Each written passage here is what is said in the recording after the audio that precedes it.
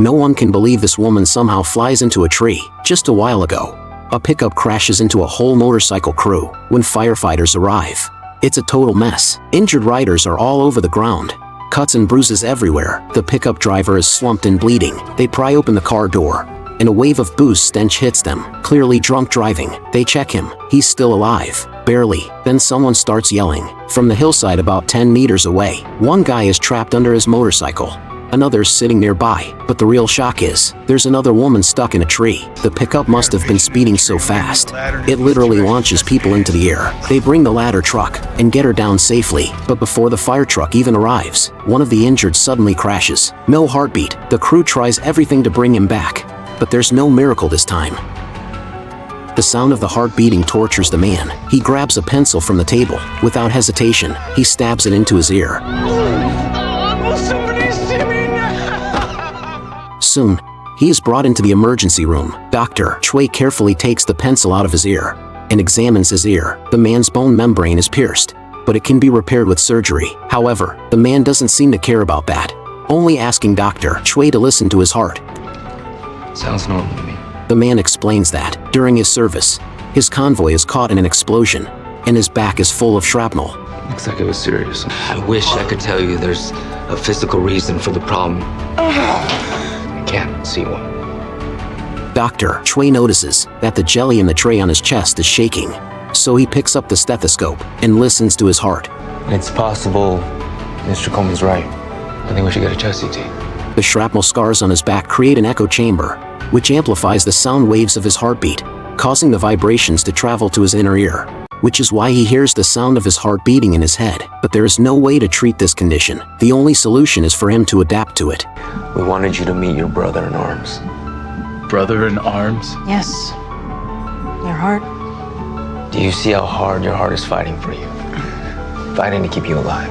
The man finally decides to try and make peace with the sound of his heart beating. A live power line falls into the pool. The little girl is still inside. The male nanny jumps in to save her, but gets electrocuted right there in the water. What happened? A truck tried to dodge a motorcycle and slammed into a pole. The girl's house is right by the road. The pole lands straight in their pool. Thankfully, she's floating on a rubber board, so she's not shocked yet. Her dad shows up and tries to rush in, but a man tackles him. You can't see it, but those power lines are sending 5,000 volts through that water. Anyone touches it, and they are dead. The guy says he's a firefighter. He promises to save the girl. First, they need to calm her down and make sure she doesn't move. The firefighter sees the inflatable dolphin. He wants to ride it across. His girlfriend freaks out. No, you're not. Did you get that from the Macho Handbook? She gets an idea, grabs a rubber hose, rips off the metal tip, and they each hold one end, trying to drag the girl in. The mom talks gently to the girl. Did you see this? Can you grab this for mommy?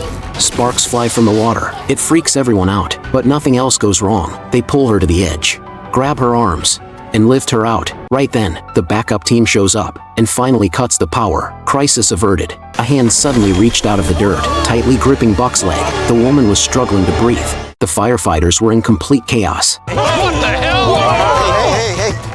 As the firefighters prepared to pull the woman out, she suddenly noticed the man standing nearby and realized what was happening. I remember as we were eating sweet potato soup, but it smelled funny and I started to feel dizzy. The paramedic immediately deduced the woman's food must have been drugged. The culprit was obviously the man. Sitting next to her, her husband. The woman, in disbelief, confronted the man. What do you want me to say? I gave up everything for you, my whole life. You tried to take it? Just as the man brushed it off, he suddenly collapsed from a heart attack and fell to the ground. The firefighters immediately began to try to save him, but they couldn't revive him. Karma came far too quickly. He's been trying to bury me alive for 42 years. Think of the life I could have had if I'd gotten out sooner. You're out now. The truck driver is ready to drive away, but a mover stops him. It turns out there's someone under the truck. The man is changing the spare tire. The lug nut gets stuck in the wrench. He slams it on the ground, and the lug nut rolls under the big truck. He reaches for it, but just misses. So, he stretches his whole body under the truck. At that moment, the driver doesn't see him and starts driving away. The man gets stuck under the truck. A nearby mover sees him, rushes over and tells the driver to stop. The firefighters arrive quickly. They use an air cushion to lift the truck's body. Once it slowly lifts, one of the man's shoulders is freed. Then they use a jack to lift the tire. The tire is taken off, and the man is pulled out. After checking him in the ambulance, the man's vital signs are normal. He's really lucky. The man happened to park his car in midair. Even the firefighters were confused. How did he even do that? The captain reassured him they would get him out safely, as long as he sits tight. Yeah, sit tight. All right. Sit tight. Once the car was secured, Buck opened the door and told the man to unbuckle and slide over. Slide? No, the guy said sit tight. Buck explained the situation had changed, and sitting tight wasn't an option anymore. But the man, terrified of heights, refused to budge. That's when Chim, thinking fast, realized the man was skinny enough to crawl out through the back seat. Pop goes the whistle. Sometimes being skinny really is a lifesaver. Oh, thank you, man. Oh, God! Ma'am, are you injured? Yes! I have your location. Help is on the way. When the firefighters arrived, they knocked, but no one answered. So Buck grabbed the tools and broke the door down. Inside, they found two people very busy on the bed. The couple freaked out when they saw the firefighters. Somebody here called 911. Not us. The team heard a strange noise. They moved closer to the bed and found a man trapped under the mattress. Turns out, he was the woman's fiancé. He had been tidying up the room when the mattress accidentally collapsed on him, and he ended up getting a front row seat to the bed action.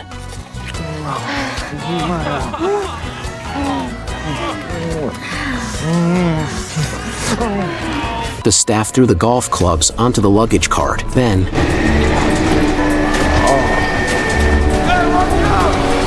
after knocking the ground controller over, the luggage cart started spinning. The bags on the cart fell everywhere, causing a crowd of tourists to gather. To stop the cart, one of the staff drove another car and crashed into it. Finally, the car was stopped, just as he jumped out of the car to celebrate. 911, what's your emergency? Firefighters arrived just in time, but even they had never seen something like this before. Buck, Eddie, give me everything. After making sure the staff member still had a chance, the firefighters quickly brought tools to take apart the turbine. Okay, very carefully, let's pull him out of there.